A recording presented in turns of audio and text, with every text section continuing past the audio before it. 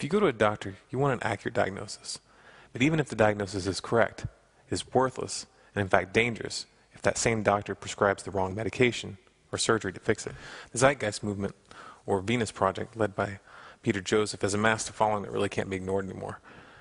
These are people with good intentions, people who really want to save the world, but like that misguided doctor, the solution that they offer would lead to disaster if they ever had the chance to implement it on a large scale.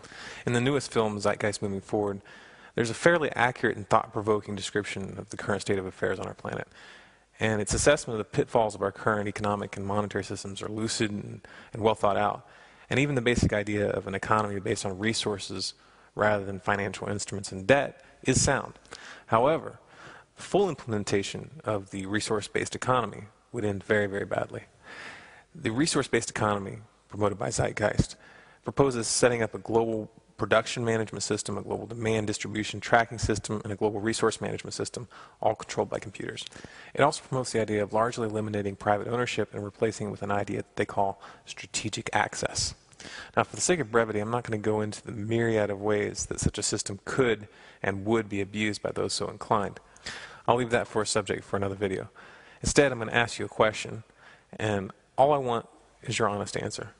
Now, I understand you want to change the world to match the resource-based economy model.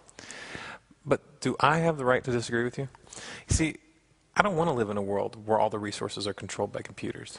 I don't want to live in a world where all cities are planned in advance and they're all circular. And I don't want to live in a world of enforced equality. So in your perfect world, in your perfect resource-based economy, what would you do with people like me? What are you going to do with people who don't want to go along with your vision, who don't want to live in a resource-based economy? What are you going to do with the people who own businesses and don't want to give them up, and who don't want to switch to a voluntary product exchange system? I don't want to work for people I don't know for free, and I'm not the only one. Are you going to force us? Are you going to exclude us from the rest of society? For those who don't want to give up their property, will you just take it? I'm not ignorant to what you have to offer. I just don't want it. And I'll never want it.